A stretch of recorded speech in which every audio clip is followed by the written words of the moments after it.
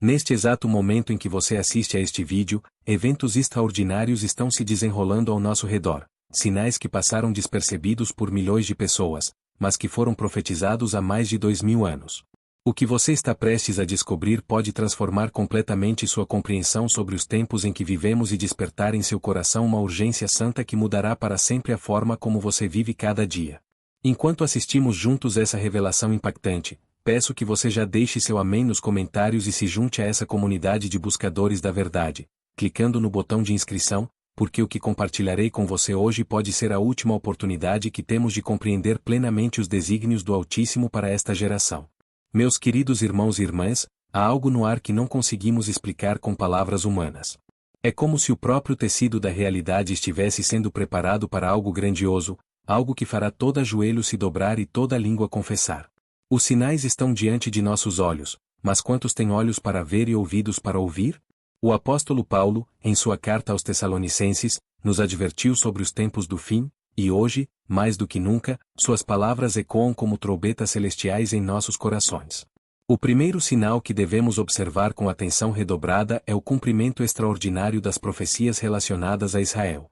Quando Jesus estava no Monte das Oliveiras, seus discípulos se aproximaram dele perguntando sobre os sinais de sua vinda e do fim dos tempos. Em Mateus capítulo 24 versículo 32, Cristo nos ensinou: aprendei a parábola da figueira. Quando já os seus ramos se tornam tenros e brotam folhas, sabeis que está próximo o verão.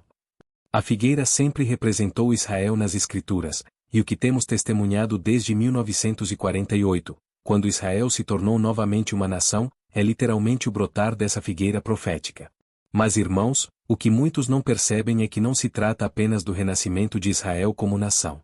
Estamos vendo algo muito mais profundo e significativo. Em Ezequiel capítulo 36 versículos 24 a 28, o Senhor prometeu: tomar-vos-ei dentre as nações, e vos congregarei de todos os países, e vos trarei para a vossa terra. E espalharei água pura sobre vós, e ficareis purificados. De todas as vossas imundícias e de todos os vossos ídolos vos purificarei. O que estamos testemunhando hoje em Israel não é apenas um fenômeno político, mas um cumprimento profético literal das promessas divinas. Vejam como é extraordinário. Israel, uma nação que foi dispersa por quase 2000 anos, não apenas retornou à sua terra, mas tem florescido de forma sobrenatural. Um país que antes era árido e desolado hoje alimenta nações inteiras com sua produção agrícola. A tecnologia israelense está na vanguarda mundial, e Jerusalém se tornou novamente o centro das atenções internacionais. Isso não é coincidência, meus amados, isso é o cumprimento exato das Escrituras diante de nossos olhos. O segundo sinal que devemos reconhecer é o aumento extraordinário da iniquidade e o esfriamento do amor.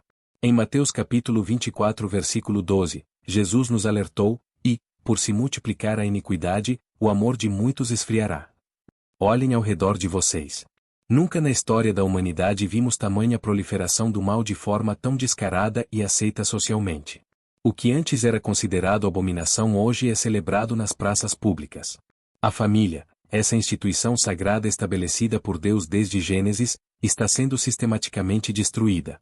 Estamos vendo o cumprimento exato das palavras do apóstolo Paulo em 2 Timóteo capítulo 3 versículos 1 a 5. Nos últimos dias sobrevirão tempos trabalhosos. Porque haverá homens amantes de si mesmos, avarentos, presunçosos, soberbos, blasfemos, desobedientes a pais e mães, ingratos, profanos, sem afeto natural, irreconciliáveis, caluniadores, incontinentes, cruéis, sem amor para com os bons.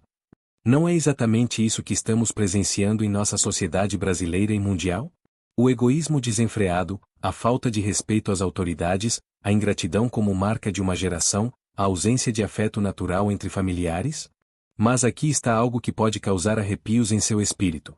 Paulo não estava apenas descrevendo características morais, ele estava profetizando sobre uma condição espiritual específica que marcaria os últimos dias. Quando ele diz sem afeto natural, no original grego, a palavra usada é astorgos, que significa literalmente uma ausência sobrenatural do amor que deveria existir entre pais e filhos, entre membros da família. Estamos vendo isso acontecer em escala global, não apenas como uma deterioração social, mas como um cumprimento profético específico. O terceiro sinal que deve despertar nossa atenção urgente é o surgimento de falsos profetas e falsos cristos em escala nunca vista antes. Jesus nos advertiu em Mateus capítulo 24 versículos 11 e 24, e surgirão muitos falsos profetas, e enganarão a muitos. Porque surgirão falsos cristos e falsos profetas, e farão tão grandes sinais e prodígios que, se possível fora, enganariam os próprios escolhidos. Meus irmãos, vivemos em uma era onde proliferam líderes religiosos que distorcem a palavra de Deus, que prometem prosperidade em troca de ofertas, que transformaram o evangelho em um negócio lucrativo.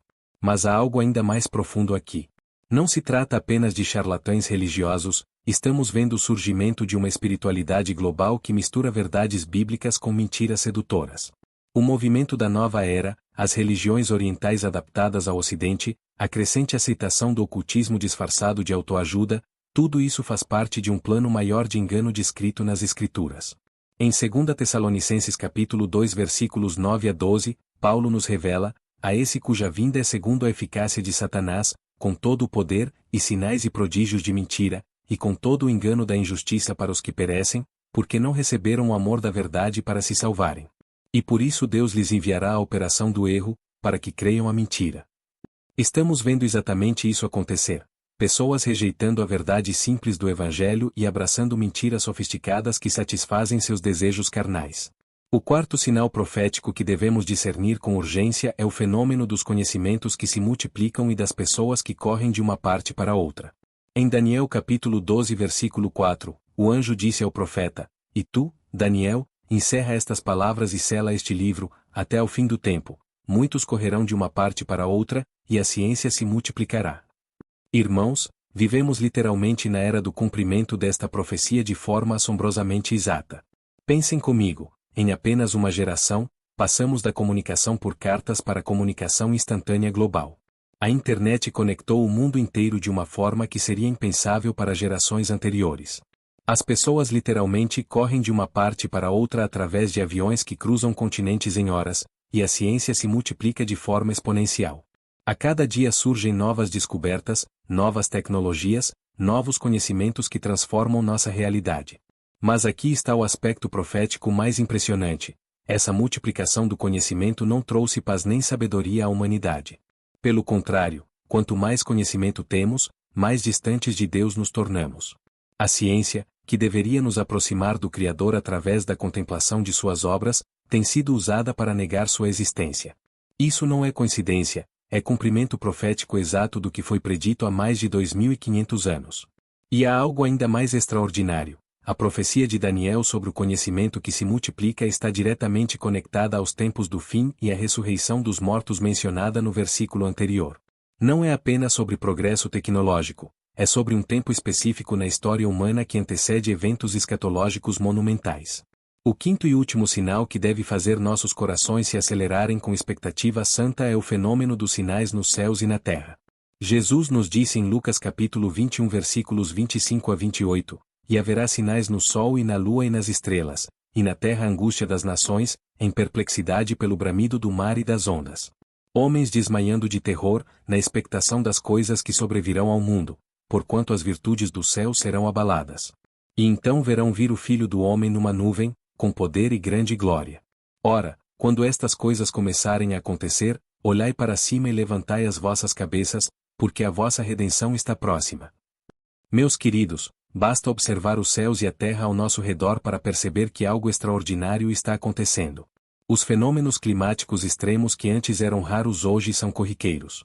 Furacões devastadores, terremotos em escala crescente, mudanças climáticas drásticas, eclipses lunares e solares que chamam a atenção mundial, tudo isso faz parte dos sinais celestiais profetizados. Mas há algo que vai além dos fenômenos naturais. Estamos vendo uma agitação sobrenatural nas nações da terra. A angústia das nações descrita por Jesus não se refere apenas a problemas econômicos ou políticos, mas a uma inquietação espiritual profunda que afeta líderes e povos de forma inexplicável. Vejam como os líderes mundiais tomam decisões aparentemente irracionais, como as nações se voltam umas contra as outras sem motivos claros, como a humanidade parece caminhar inexoravelmente em direção a um conflito global. No livro do Apocalipse capítulo 6 versículos 12 a 17, João descreve eventos que estão começando a se manifestar em nossos dias, e, havendo aberto o sexto selo, olhei, e eis que houve um grande tremor de terra, e o sol tornou-se negro como saco de cilício, e a lua tornou-se como sangue.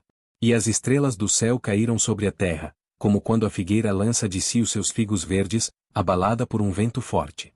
E o céu retirou-se como um livro que se enrola, e todos os montes e ilhas se removeram dos seus lugares. E os reis da terra, e os grandes, e os ricos, e os tribunos, e os poderosos, e todo o servo, e todo o livre, se esconderam nas cavernas e nas rochas das montanhas. Irmãos, não estou dizendo que o arrebatamento acontecerá em uma data específica, isso seria presunção de minha parte, pois só o Pai conhece o dia e a hora, como Jesus mesmo nos ensinou em Mateus capítulo 24 versículo 36. Mas o que posso afirmar com toda convicção, baseado nas Escrituras Sagradas, é que todos esses sinais convergindo ao mesmo tempo não é coincidência. É o cumprimento exato das profecias bíblicas diante de nossos olhos. A parábola da figueira que Jesus nos ensinou não é apenas sobre Israel, mas sobre discernimento profético. Quando vemos todos esses sinais acontecendo simultaneamente, o renascimento de Israel, o aumento da iniquidade, a proliferação de falsos profetas, a multiplicação do conhecimento e os sinais nos céus e na terra, devemos entender que nossa redenção está próxima.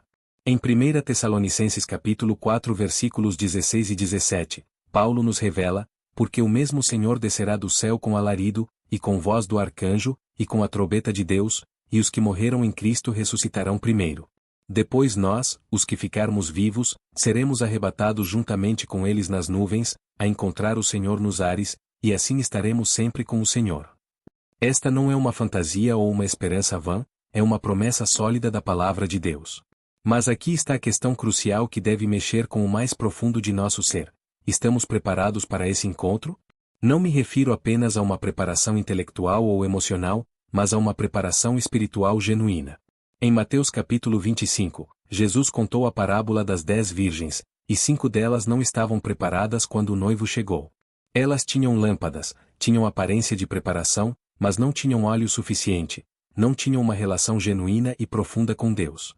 O apóstolo Pedro nos exorta em 2 Pedro capítulo 3 versículos 10 a 12, mas o dia do Senhor virá como ladrão de noite, no qual os céus passarão com grande estrondo, e os elementos, ardendo, se desfarão, e a terra, e as obras que nela há, se queimarão.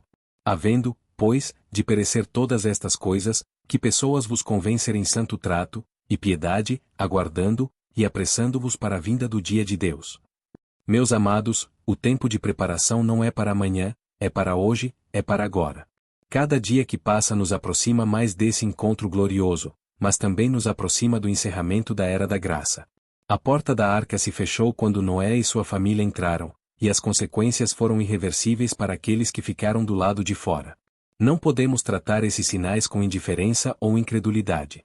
Eles são chamados divinos para o arrependimento, para a santificação, para uma vida que honre ao Senhor em todos os aspectos.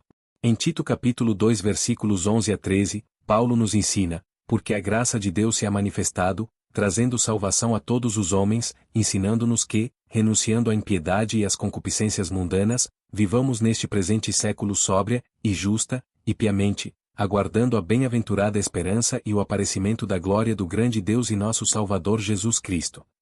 Queridos irmãos e irmãs, se esta mensagem tocou profundamente seu coração e abriu seus olhos espirituais para a realidade dos tempos em que vivemos, não deixem que ela passe despercebida em suas vidas. Demonstrem sua gratidão a Deus deixando um like neste vídeo, compartilhem essa revelação com seus familiares e amigos que precisam despertar para esses sinais, e inscrevam-se em nosso canal para continuarmos juntos desvendando os mistérios divinos revelados em sua palavra. E se o Senhor tocar em seu coração para ser uma bênção em nosso ministério, você pode deixar sua oferta de amor através do Valeu Demais aqui embaixo. Quero deixar bem claro, isso é apenas para quem realmente foi tocado por esta mensagem e deseja, de coração, apoiar este trabalho de evangelização. Sua salvação não depende disso, e nosso amor por vocês é incondicional. Mas se Deus mover seu coração para ser um instrumento de bênção, recebemos com gratidão e a promessa de usar cada centavo para a expansão do reino de Deus. Que o Senhor os abençoe abundantemente, e que possamos estar preparados para aquele dia glorioso quando ouviremos a voz do arcanjo e o som da última trombeta. Maranata. Ora, vem, Senhor Jesus.